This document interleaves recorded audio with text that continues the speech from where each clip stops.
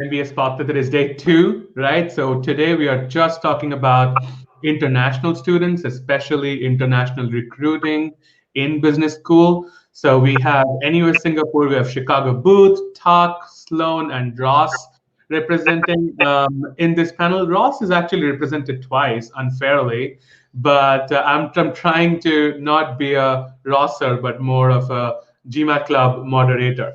Okay, awesome. So I'm going to go around the room or go around all your rooms to just introduce yourself. So, Dinda, do you want to start us off by just telling us about what you do and what you did before going to NUS and what's your goal after your MBA?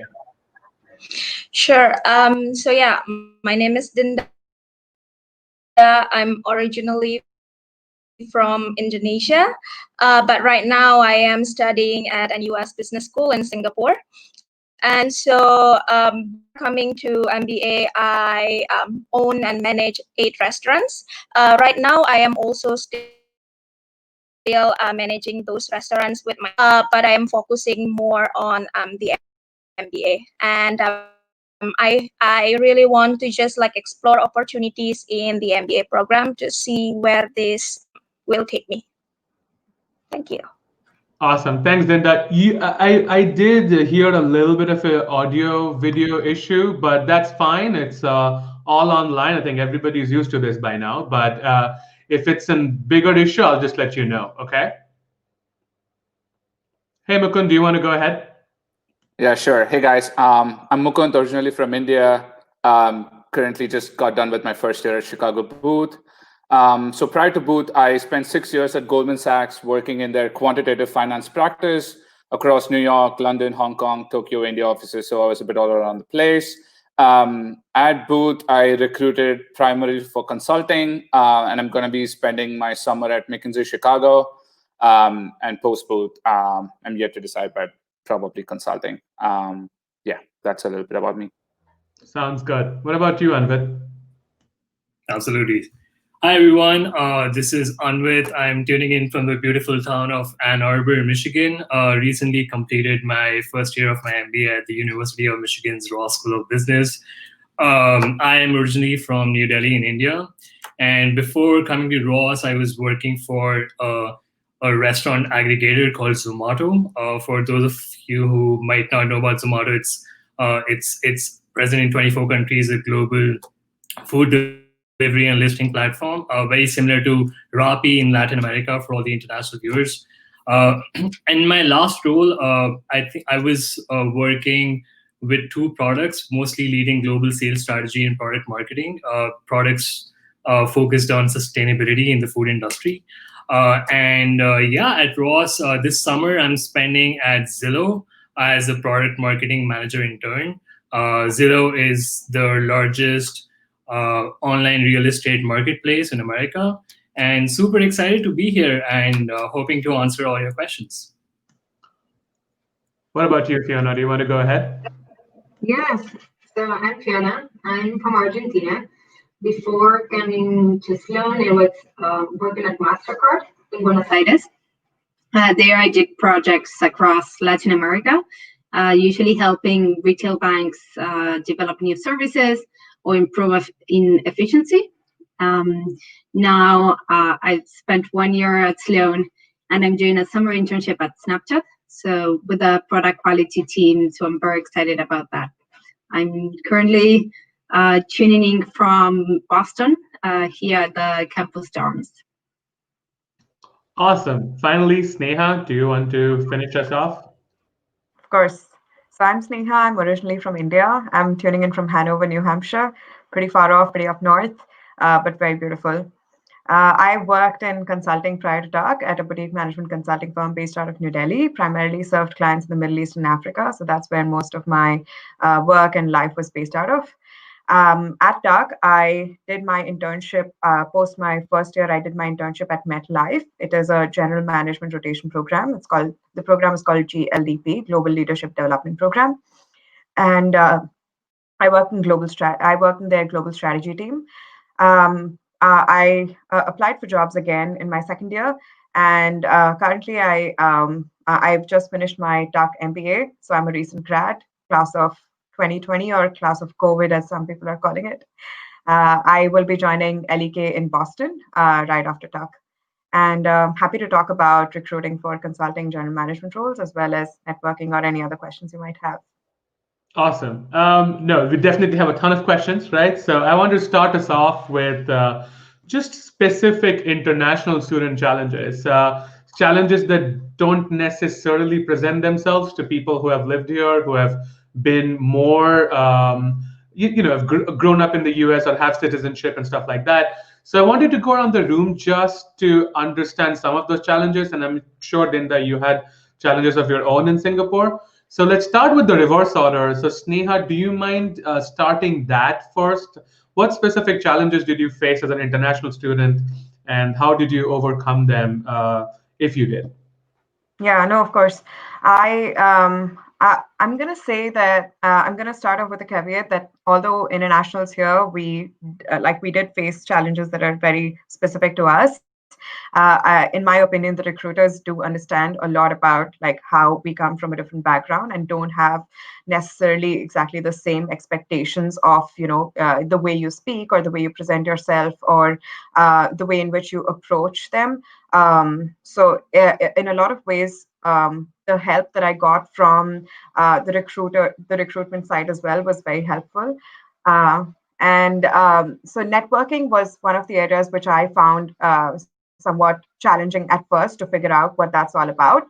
But what was helpful was just following the cues of what some people who are doing a good job at it and who are getting positive feedback from recruiters, and sort of just like following their footsteps and trying to even talk. I would set up conversations with some of my classmates and figure out how they're sending emails, like what their emails looks like. Sure. It might especially be beneficial to reach out to people who are not necessarily looking at the same jobs as you are.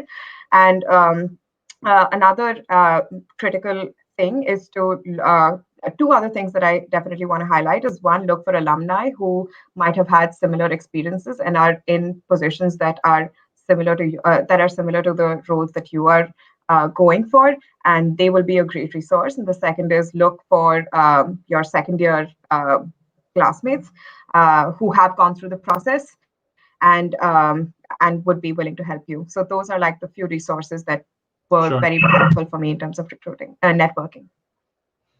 Awesome. I do want to ask this question to everyone because this sort of applies to everybody in the room. But Fiona, what did you think? What challenges did you face as an international student? I think I agree. Like networking was one of the first ones, and then communication in general. I think I was used to a very specific type of communication, and getting here, and not only for recruiting, but in general, I had to adapt myself to being in a more diverse and global community at university. So definitely those were some of the changes that I had to do. I think for recruiting specifically, I was able to lean into the second years and the clubs. Right. The clubs were a lot of help when, understanding what does it mean, this job description, who should I contact within this to get this type of internship. So definitely the clubs were a great guide. I think Right. I would definitely try to through there. Then I got to different second years that were super supportive and helped me like practice interviews, go over the resume, and get ready for the interviews. Yeah. Great. What about you, Anvit? What challenges did you face? Yeah, I think the biggest challenge I faced was talking about American football. So sorry for being so specific, but in some ways I am echoing what Sneha said. Networking is something which is a big part in the US when you're talking to companies. And I come from India where there's a very different format when companies go to business schools. I've had friends who are in like top business schools, and companies like, let's say if you talk about consulting, McKinsey, BCG, Bain would come and shortlist you based on your grades. And that's not how it works here. And I'm not sure about all schools, but for example, Ross has a non-disclosure policy for grades. So the companies don't even get to know your grades, which means that you're in a pool of all these smart people networking is the place where you actually come out and show yourself who you are outside the resume. Right. And you might face situations where you don't know the American context of things. When a conversation is going on with so many people, you might not be able to come up with certain things. So I think apart from the hard skills, from what I've seen in the last 1 year, is soft skill is like the biggest thing that you actually learn in an MBA, and networking is a big part of it. And I think so far at school, there were multiple resources where I could like learn how you communicate with people. And it's not just about the content which comes out of your mouth, it's also about the body language. It's also about the tone of your voice. It's also about how you're actually presenting yourself. And I think that's something which I saw in my peer group was probably the weakest point for international students. And I think that's something which international students should know and acknowledge before coming in. And especially from a recruiting point of view, that's something which might be new and is very important. Awesome. Passing on to Mukund, what do you think? Yeah, I mean, I think they were all great points. I echo pretty much all of them. From my end, one thing to add could be, like, I think Anvit touched upon this, but to contextualize your own personal experiences in the past. So you might be coming from different countries. Your work could be very different. They probably don't know what you're talking about or the scale of what you were doing and so on and so forth, the challenges of what you were doing. So let's say you were an entrepreneur in a country, they probably don't really understand what it takes to kind of do that, because like a lot of, especially in the US, it's very American. Like they don't really know too much around, like about stuff outside. Most people here tend to just, they have lived all their life in the US. Sure. And like, so it's pretty homogenous here. So understanding and kind of contextualizing your work and your experiences in a way they can appreciate and they understand is kind of something I found important. The other thing is also kind of like to add to the whole networking aspect. It's also to like kind of build that connection so that they are interested in you. So the way you talk about things, how aggressive you are or how to the point you are, or like, kind of small talk and all of these things. I think like one way to do is not everyone needs to know about American football, although it'll really help to know about American football. Sure. So I did watch a fair amount of American football before coming here, because I know a lot of times when you go out, not just for recruiting, but like if you go out with some friends to a bar, they're probably going to watch a game, and like it'll make sense for you, like if you're going to have fun with them, if you're able to understand. So I used to follow some baseball and basketball before, but I did pick up American football before coming here. And it helped me not just in recruiting, but just like to hang out with friends and so on and so forth. So just adapting to this, because tomorrow for your work, you might have to go to Africa or like a place where you're not familiar with. So this is an experience for you to also learn to adapt to like local conditions and local knowledge and so on. Awesome. What about you, Linda? What did you feel? Yeah, I mean, being in Singapore, it's a very, like a diverse country, right? Like, it's a melting pot. I think just like the US. But then also, we, as in the business school, we always like come together from like different countries, and then we also like go around to the companies. The headquarters are mostly in Singapore, if like the company operate in Asia Pacific, right? And so like we met like a lot of like directors and industry leaders that come from different cultural backgrounds. And so yeah, like we need to adapt to that. And I think the best way to actually learn about it is learning from your classmates that come from that culture. And so like we share everything. So if we need to handle like industry leaders from this country, or like we need to do this, and then we share about that in class specifically, so that when we go to that industry leader specifically, we can already adapt. So I think that is like very important.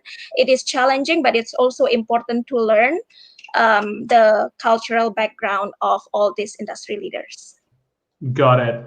Yeah, no, I agree with what most of you say, although I think there are a few things that I sort of knew going in, and there are a few things that I did not know, but I had to sort of pick up. I still don't watch American football. I just refuse to do it. I mean, watching a ton of men chase a ball is just not my thing. But I do see that it helps. I think it definitely helps. It's sort of what kind of pain it puts you in.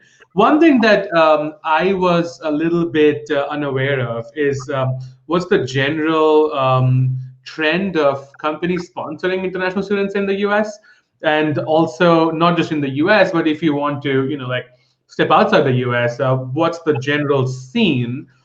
And when I first came here, I sort of had an idea, but then I realized that these things change themselves often. So like every year, like for example, I think when we were in our first year of MBA, this was 2 years back, unfortunately. Deloitte used to sponsor international students, but then in the next batch, the guys that like you are graduating right now, Deloitte doesn't sponsor anymore. So and these are the things that I sort of did not know. I thought it was either they sponsor or they don't. I wasn't really sure of this whole ongoing changes, and it was similar things like for some tech companies, Facebook comes to mind, and stuff like that. So did you have any of some of those challenges? And I'm asking you, maybe Sneha and Anvit, because Sneha, you recruited consulting, and Anvit, you recruited tech. So it would be a good mix to get that balance of sponsorship issues with recruiters. So Sneha, let's start with you on that. Yeah, of course. So since I was applying for consulting and general management jobs, I was pretty Sure. lucky to see that there were a sizable amount of companies that were open to internationals, whereas it was a little bit more difficult for those students who were applying for healthcare, for instance. I was mostly focused on the companies that were open to internationals, and then that's where I started. Like that was my base. So I understand that the base that I was working off of was smaller and like somewhat shrinked compared to Right. my American counterparts. Uh, it was not as much of a pain point for me because a lot of the companies that I was targeting were open to internationals. And, I did have a sizable number of opportunities that I could apply to and eventually pursue. And more importantly, my internship with MetLife itself, I was looking at companies that would give me more of a global footprint than just being limited to the US, especially given the visa situation may or may not work out. Like it is so unpredictable when you're doing your internship or when you're entering your job market. So I wanted to apply for jobs that would give me like global mobility. And MetLife is a global rotation program. And again, LEK has international offices. So those were also criteria. So essentially, when I started looking at companies that I wanted to apply to, my first filter was all work authorizations accepted. And that's what I was working off of. I kind of could not bother myself with the companies that were not open to international. Sure. And what about, I'm just pushing a little bit before I go to Anvit. Sure. What about companies that did not really have a super transparent policy, where you had to actually seek this information? Did that happen to you at all? No, that did not happen to me again because consulting, Tuck is a big consulting school. I wanted to apply to consulting and general management programs. So Right. it was pretty clear as to whether it is permanent work authorizations Got it. or all work authorizations accepted. But I will make a disclaimer. Deloitte, for instance, is a company that was accepting all work authorizations. But I had heard from numerous examples from the classes before me that although they are open to all, they only hire Americans, like, or people with permanent work authorizations, and that's exactly what ended up happening. So I wasn't surprised, but at the same time, like, policies need not necessarily reflect into actual recruitment. Got it. That's words to paint on walls of career offices in all the business schools. Anvit, you're up, man. Tell me the same thing about tech. Did the sponsorship thing? How did that affect your research? What was your strategy? Yeah, so I think from a tech perspective, almost all the big tech firms, when you talk about Google, Apple, Amazon, Microsoft, most big firms do sponsor international students. Right. I think it's Facebook and probably LinkedIn. These Yeah. are two companies which don't. And I think this is something which I got to know very early on in the process. Right. My strategy was just to look at firms who sponsor and apply to them. I think where things get tricky is when companies say they sponsor on a case-to-case basis. Yeah. That's a gray area. So I purposely I made a decision that I'm going to stay away from that kind of strategy where I'm also including such companies. And I think getting to know what companies actually sponsor internationals, it's very easy because you have your career services office at the university, and they know exactly who does and who does not. Sure. I think, and Shovik, you were right, it also changes every year. So Yeah. if Microsoft is sponsoring this year, it might not be the case next year. So Yeah. it's always good to check. And I think one resource which was very helpful when these companies came to campus for presentations, I used to just like reconfirm that with the recruiter. You just walk up to the recruiter and ask her or him that if the company sponsors or not. So I think just clarity of information is not a problem for sure. Awesome. Yeah. Okay, cool. That sounds great. I want to move to the next phase. Like, okay, fine, you've researched your companies. You sort of have an idea of which companies sponsor and which don't. What do you do after? Like, what's the general next steps to actually get an interview, drop your resume, or like, if you're lucky, get the job? So wanted to ask you, Fiona, Mukund, and Dinda, about that part of the process of the whole recruitment cycle. So would be great to start with you, Mukund. Can you walk us through your consulting journey? Yeah, sure. So I think like the way it works is I came with like a pretty open mind to kind of try and pivot, do something outside of finance, but that's it. And typically the way it works is there is like more structured kind of stuff. So banking, consulting, big tech mostly. And then there's what we call like specialized search, which is a little bit more private equity, venture capital, impact investing, and so on and so forth. So as an international, it's typically easier and more convenient, even from a timeline perspective, to go the structured way. And because consulting started first, I just started with consulting prep. And the way it works is first, as an international, it's both good and bad that your universe is kind of limited. Like to Sneha's point, you don't have like 500 companies to think about. You have like 10 companies really that you want to think about. And then especially when it comes to consulting and some of these more structured things, like the big names are very clear. Like you will apply to a McKinsey, a BCG, a Bain, and A.T. Kearney, EY, LEK, Strategy, and like there are like 10 firms that everyone's going to be interested in. Sure. So in any case, you're going to apply to all of them. Now, in terms of, so what happens, especially in consulting, is it's kind of high touch. So you will have to invest your time. So the firms are gonna want to invest their time in you to understand you a little bit more, to understand what they call a fit. It's both more. It's more a cultural fit rather than a technical fit, because especially in like consulting, when you start off post an MBA, like you're gonna be across different industries, sometimes even across different functions. So there's really not a specific skill set they're looking for in most cases, but they really want to understand your personality, where you're coming from.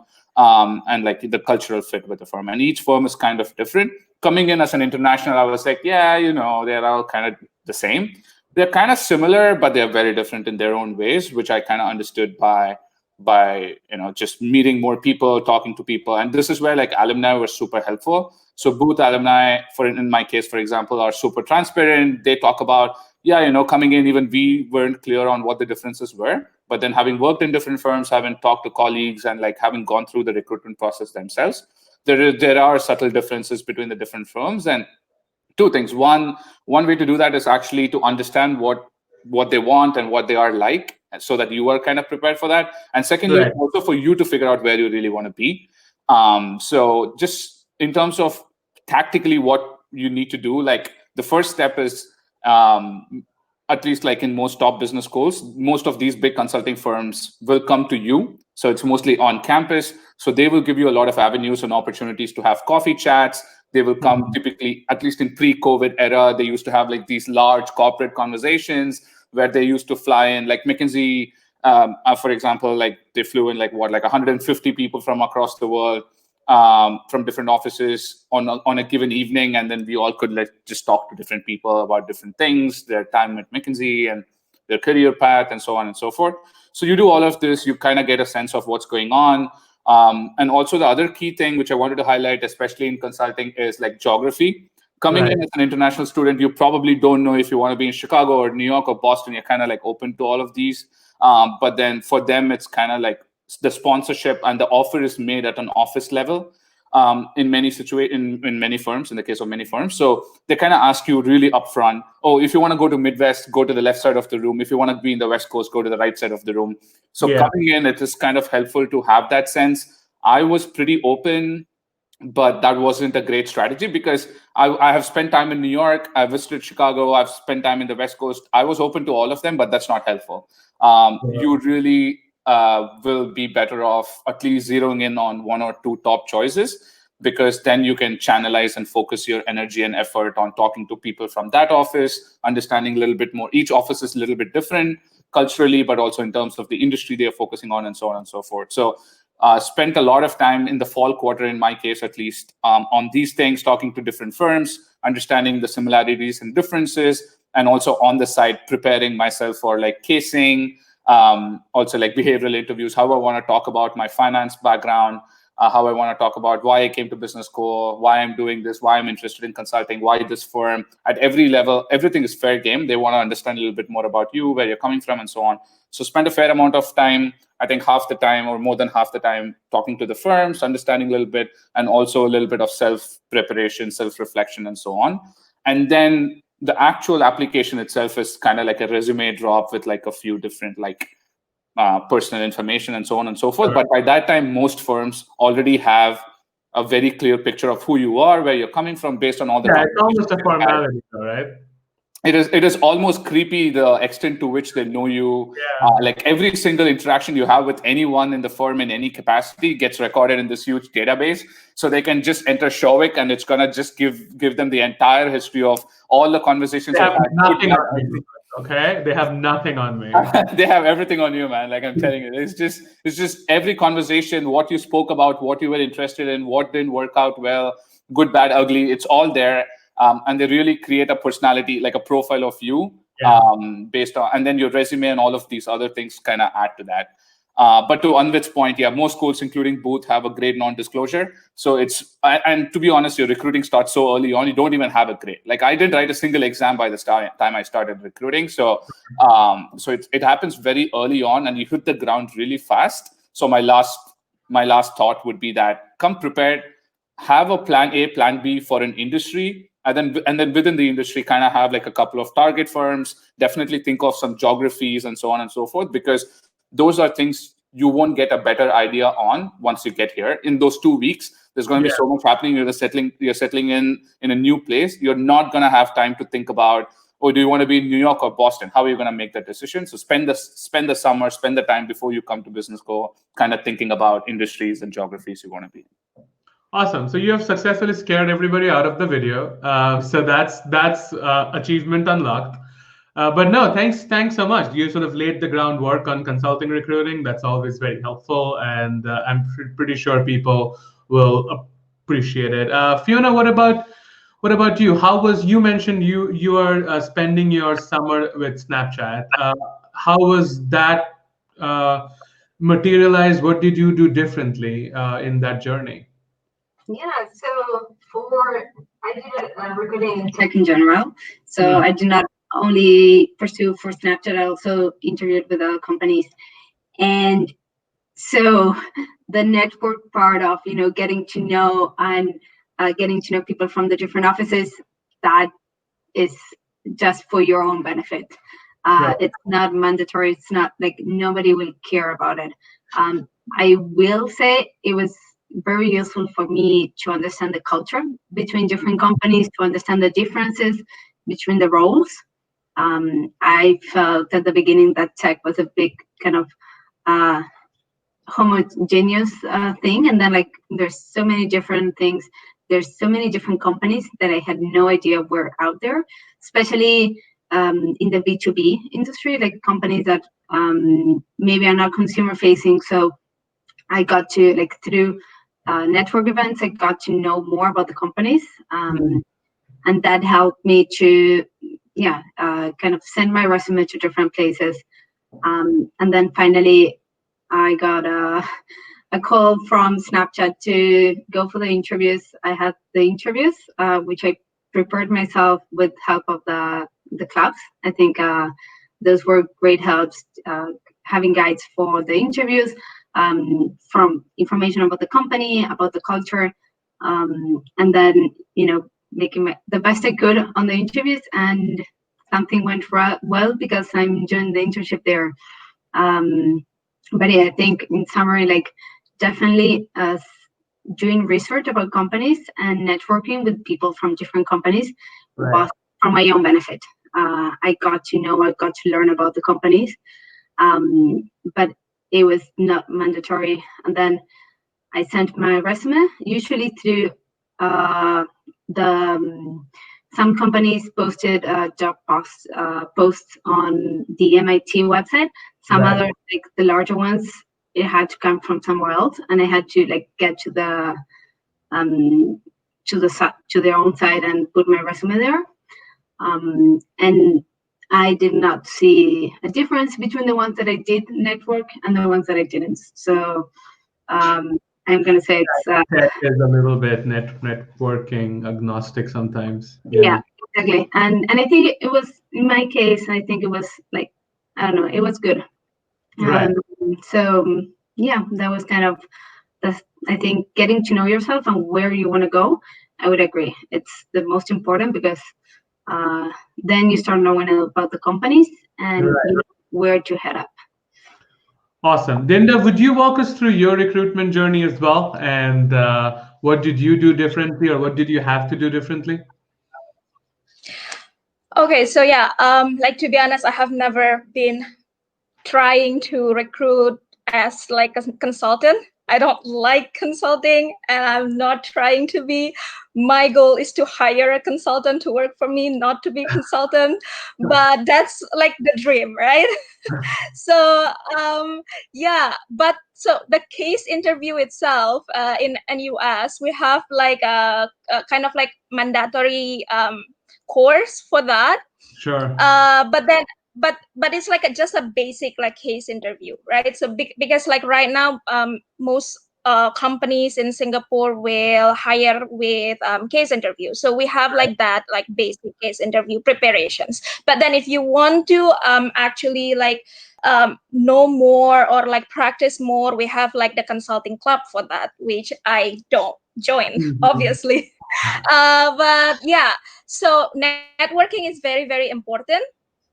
Of course, and then what we usually do is that after the networking, then we will, have the coffee chats with these industry leaders, and then yeah, it will go with interviews or not. In Singapore, what is like good about Singapore is that because like most of like the employees are expats anyway, so you know that it is like job post, they don't need to mention it. You know that like the visa sponsorship will be included. If it is not, they will mention it there. So if it is not mentioned, that means like that, like you will be qualified for the visa sponsorship, especially because also in Singapore it is all about the salary.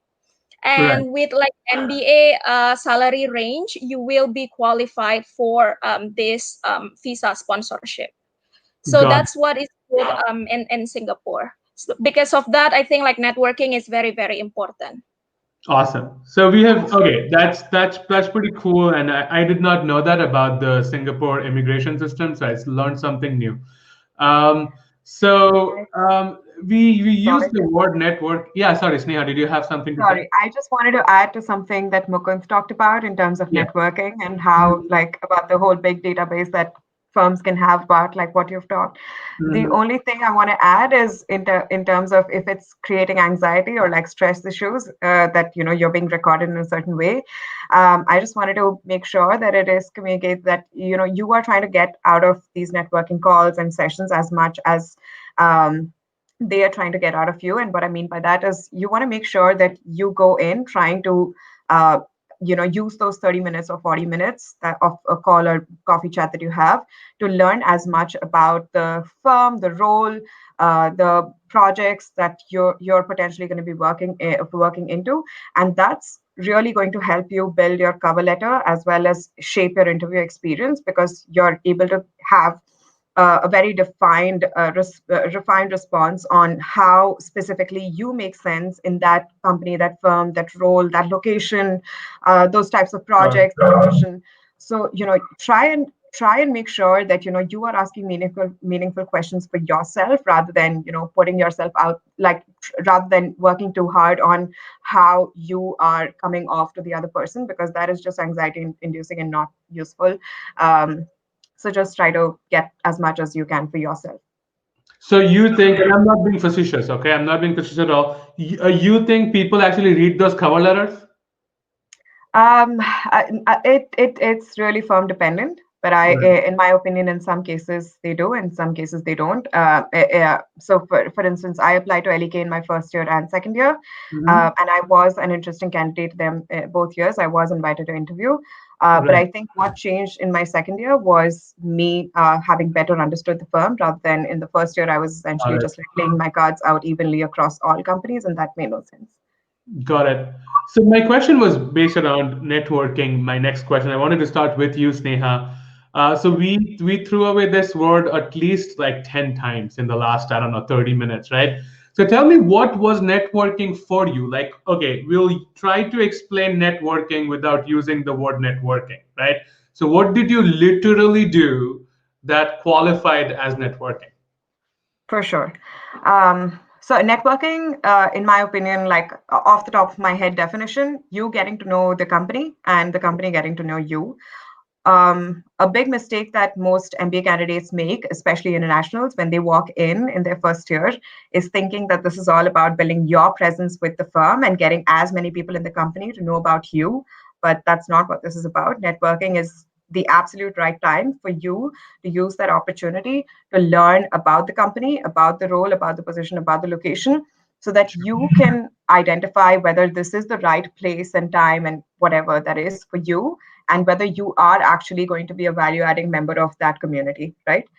And that's what networking is all about to me. And that genuine interest then builds a genuine bond with that mentor. It could be someone who's an associate, like someone who's right out of an MBA, or someone who's like a partner or like moved way ahead in their career.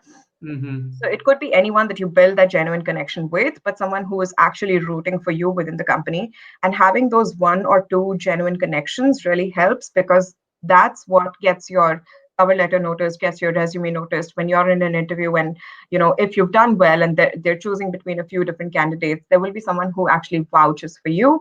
And I think like network, that's essentially what networking is all about, for you to help get a good sense of what you're getting yourself into.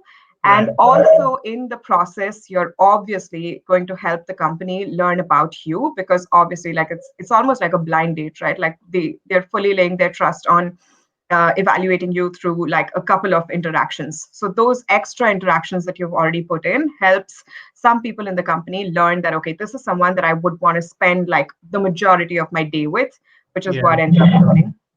So it's a two-way street, but more importantly, focus on getting the most out of it for yourself, and that builds a genuine connection. Awesome. Did someone else have to add anything about networking? I guess Fiona, something to say? Yeah. So I think what I would add is in terms of actions. For me, it was going to coffee chats, going to the info sessions, then also sending like cold emails to people from the alumni directory, sending the emails, organizing virtual coffee chats or in-person coffee chats. Did those work for you, the cold emails and the cold reach outs? Yeah. I got responses 90% of the time with people saying, let's meet up whenever you want. Yeah, definitely. So that's something that I always felt that international students, at least in my batch, had an issue with.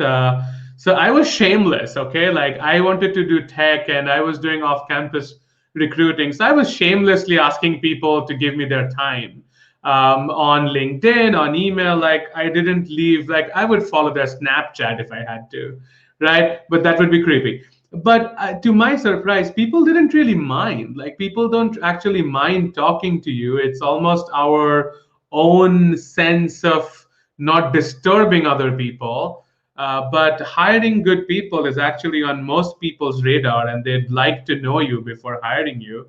So I felt that in my second year, when I was trying to speak to MBA ones, and like whether to reach out or not, was such this huge albatross, this huge question that people were wrestling with. Should I send this email or should I not? And my answer was just send this email. What's the worst that'll happen?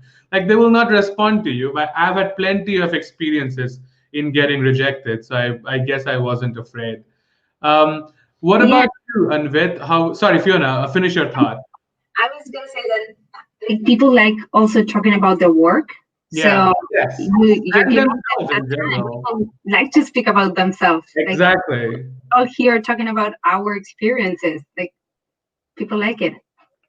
One thing that I'd like to point out, that I want to go to Anvit and Mukund about this too, that somehow, and this could be my perception, right? So correct me if you don't agree. Networking for consulting and tech seem to be very, very different. And I felt that for consulting, when I was an MBA one, and I was just trying to dabble my, like wet my beak on consulting, people said that don't send emails right now, don't send emails, you'll get blacklisted or something, and wait for them to come to you at campus and meet them, start networking through that tunnel. So I sort of listened to them, because who doesn't want to listen to someone who has a year of experience more than you? So I did. But for tech, I did not care. I started networking from like day one, and I think that really worked in my favor. Would love to know what you think. I'll start with Anvit, go to Mukund, go to Linda then. So Anvit, what do you think? Yeah, absolutely. I would definitely say that networking is very different for consulting and tech. And I think it kind of stems from the fact that consulting is very structured, the way Yeah, you recruit for consulting, and tech, it completely depends on the company. So sure. you don't recruit for tech, you recruit for each of the companies. So I would say, and this is just my ideology, I could be completely wrong, but what Mukund and Sneha talked about, you going for those coffee chats, wearing a suit, talking about American football and all of those things, they do matter more in consulting, because at the end of the day, you're going to be consulting the big CEOs of Fortune 500 companies. So they are in some ways also looking for that executive presence, like the X factor that they like to call it. And I think that's very important for them to at least even like consider you for an interview. With tech, I would say, I would actually go to the extent and say that networking does not matter a lot in tech. I got interviews from Apple, Google, Zillow, and a bunch of other firms without any networking. I networked a lot in Microsoft, did not even get an interview. So it could go either way. I think for tech, the thing is that you network to understand exactly what the team is and what the role is, because there are multiple profiles. So when you go for consulting, it's a standard thing. You're going to be a consultant on a team working with your manager and your partner, and the process is the same across all firms. But with tech, there are a lot of nuances which come with the role, and a lot of nuances which come with the team. So I think networking there is just to understand what exactly the role is, the team is, and how do you fit in. Sure. That also brings me to the point that with tech, if you're interested in recruiting for tech, I have seen people who have worked in a tech company before are more likely to score interviews and eventually an internship or a job in Yeah. the firm. But with consulting, it doesn't really matter, because the process is so structured that if you're in business school, you're learning the basic business principles, but it depends on what unique perspectives you bring into, and they will train you enough to be that consultant.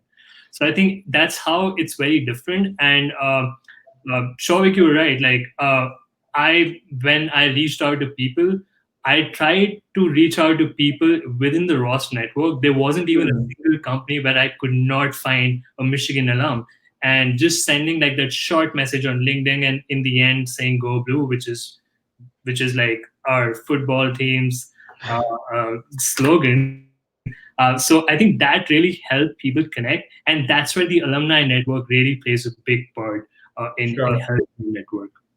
Yeah. So what you're saying is, tech is a little bit more concerned with what you did in the past, and consulting is a lot more background agnostic, which I fully agree with. I do disagree with some of the stuff that you said about networking and tech, but we'll get to like nitty-gritties later. But I want to ask Mukund about his opinions on networking and consulting, and how it's different from other places. Would love to know your thoughts. Yeah, so I recruited for like pretty much every industry you can think of except investment banking because I came from that background. So I can talk about networking in each one of them, compare and contrast. But I think Anvit was spot on in the sense that because this is so structured.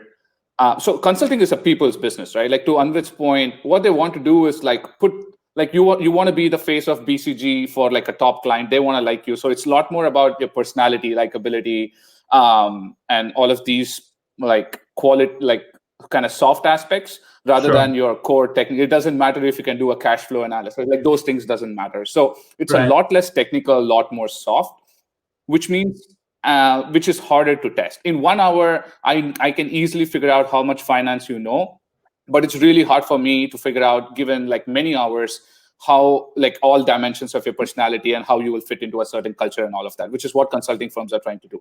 So consulting firms, if given a chance, that's why they do all these pre-MBA programs and do all of that. They will get in and try to like understand you as early as you can. Like when you're applying, they'll probably want to talk to you when you're already applying, right? So in that sense, some schools actually protect the students from like all of this to give them some time to think through. So a lot of schools actually protect. They have like a cutoff time before which firms cannot reach out to students formally. And that is the time for you to like kind of figure out what you want to do and so on and so forth. So once the thing starts, it's like a barrage of like conversations and people meeting more people and trying to understand all of that. So it's definitely very high touch and definitely more people oriented, personality oriented. But that being said, I think the quality, I think this Sneha alluded to this point, which is very true, that the quality is really, really important. It doesn't matter how many hours you spend. It's probably that one person who likes you and like is willing to give you a shot, as opposed to you talk to 20 people, but like no one kind of cares for you. So I think the quality is super important, and like being smart about it is kind of important as well, because if like they will like you only have a finite amount of time.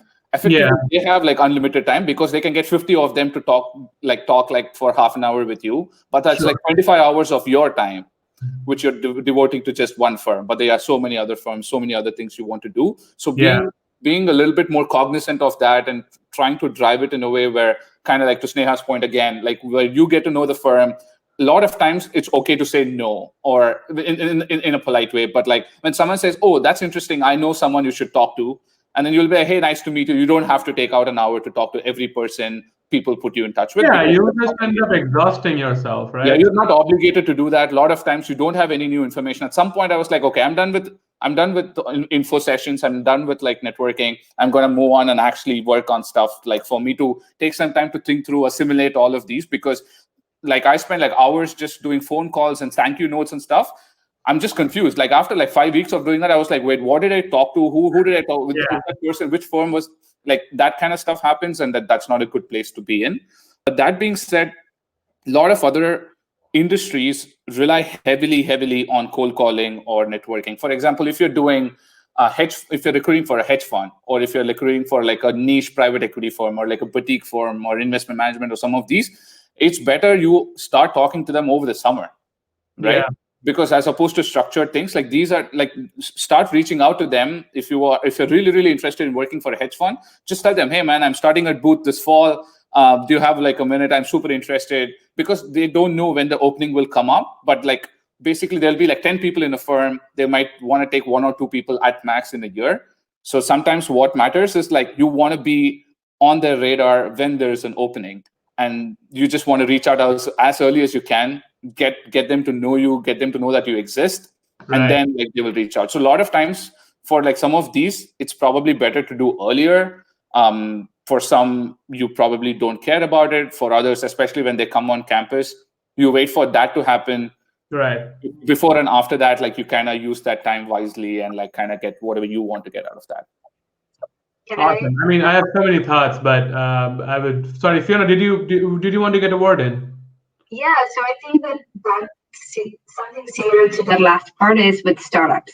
I think we didn't speak about startups. Startups usually have smaller teams, so getting to know the person is super important, and they are not as structured. So you will have to reach out, and usually they won't come through university. You'll have to get to know them, and when an opening comes, you'll be on their mind, and they will shoot an email saying like, "Hey, there's an opening.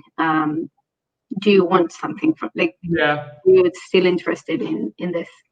That's such a valid point. I was going to say something else, but now that you mentioned it, I was recruiting for a startup in the Bay Area, and I had a really good conversation with, again, an alum from my school, and that person was literally like, "Look, man, I don't have a job right now, but if and when I do, I will reach out to you." And for me, it was like, "Oh, come on, like you can just say no, I don't like you, right?"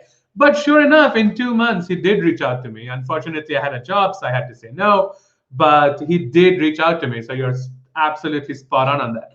Dinda, I wanted to come to you and ask you about your networking experiences. We are sort of running to the end of time, but this was such a great conversation. So I would love to know how your networking experience has been, and if there was any big learning that you had.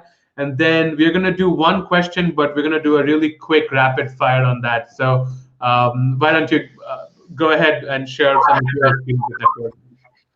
Yeah, for me, networking is mostly about building relationship, right? So like in a relationship, you cannot just take, so you cannot just like ask all the time. Sometimes you also need to give. It's a genuine relationship, and I think that's what networking is. And I know we need to also like differentiate if you are networking with, you know, like the HR person, or just like with their employees, right? With the HR person, sure, like you need to ask about their companies, and you also want to shine so that they know about you and like everything. But then for their employees, for example, you want to build that relationship, not only to get the job or to get the interview, but also to know how they are doing their job, right? And so I have like this experience, like for example, I was just like in networking events and just having like a very interesting conversation with the guy from like this one company. And you know, like we did not like talk about any interview or recruiting or like anything like that. But at the end of like the conversation, he kind of like told me, "Hey, our company actually has opening for internship in this segment that you really want to. I don't know whether they are open right now, but I can, you know, like keep in touch with you, and then I can like, you know, let you know later if you are still interested with it." And so yeah, so I think that's also like about building relationship. It's not only about like asking about the job. Yeah, no, totally. I absolutely agree. And I think there's also a big lesson that I learned over my summer. I was working for a tech company in California. And one of the things that I learned over there was if you want help from a different team in your project, you sort of have to offer help first, because why are they going to help you? Anyway, so I wanted to ask you guys some rapid fire questions. But before that, I wanted to finish my disagreement with Anvit, because I just love disagreeing with people. No, I mean, it's all good. I just felt like for tech, it's just so different. Like for some tech companies, networking is like crucial, but also it's just networking with the right people. Like for Microsoft, I had realized that you have to sort of network with the recruiting team, at least at Ross, and I'm pretty sure it's very different for other tech companies.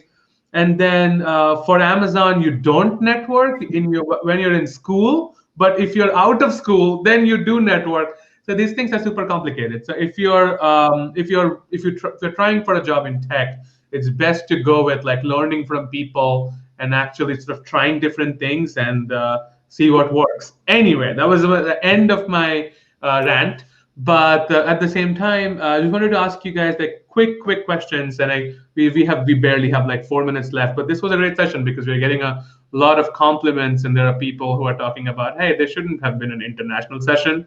There should have been a general recruiting session. I'm sorry. Okay, so cool. So we do a lot of these videos on the GMAT Club YouTube channel. So stay subscribed, like the video. That sort of tells us if you like this specific type of content, and I'll let the guys know to make more videos like these. So quick question. So in one sentence or less, I mean, no, not less. You can only say a sentence. That's the least amount. But what do you think you would have done better if you had to redo it all over again? So I'm going to start with you, Sneha. Yeah, let's do some hindsight 2020. This is hard. But I think I would spend more time in the low investment, high returns type of activities. Two of those that come to mind. One is finding a career services mentor who has your best interest in mind and has like a broader perspective of what works best. For me, it was another international who's now with career services. And second is encouraging your career services to host more professional sessions for recruiting. That was definitely helpful for us. So hiring someone from the outside who helps with interview preparations, casing, whatever that might look like. And having those sessions really helps. Awesome. What about you, Fiona? What's your hindsight? I think many of the things that I wish I would have done differently, I ended up changing along the road. So interview prep, I think that was one of the hardest things for me, especially like along communication. So I wanted to, but I ended up spending more time prepping and the hard way when I didn't get the first job that I wanted. So yeah. Right. What about you, Anvit? Yeah, I will say if I had to do it again, I would avoid the FOMO. For those of you who don't know, is fear of missing out. So once you come to business school, you see people going into different directions, and most of them would love to go into consulting and investment banking. I think I came with a strategy that I want to do tech. FOMO drew me into consulting, did both, was not successful in consulting, came back to tech, which I really wanted to do, and that's what I'm doing now. So I think managing two different recruiting paths also has an effect on your overall MBA experience. There's like so much to do. There's just not just academics, but also the social life and the city that you're living in. So I think I did miss out on a lot of things because I was handling so much of the recruiting. So this is often, I tell people, do the MBA for the MBA and not for recruiting. That's just one big part of the overall MBA experience, but there's much more. What about you, Mukund? That was those are the 2 points I would have exactly talked about. So one thing is being intentional, as in there are a lot of things going on, but like I alluded to that, like think about where you want to be, what you want to be doing. You don't have to set that in stone, but being very open is not a good idea. Like I was like, okay, I'm coming in open. That's good. Like, I have a lot of opportunity. You have way too many options, which is not good. And you have to make decisions, and you probably in a rush will not make the most optimal decisions. So think through a little bit of plan A, plan B, maybe plan C if you're really, really like that kind of a person. But like also want to think about like where do you want to be geographically, industry-wise, function-wise. That's really helpful. And the second thing is they talk about, like I think Anvit exactly hit the spot there. So there's academics or learning, there is this community, people, social aspect, and then there is recruiting.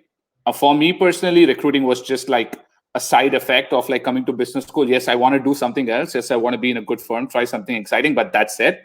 I see people like recruiting, spending most of their 2 years or whatever is the duration of the program on recruiting. And that is not worth like the 200K and 2 years of your prime youth. Like that is not, it's no job is probably worth that, all that investment. It needs to be an aspect of your thing.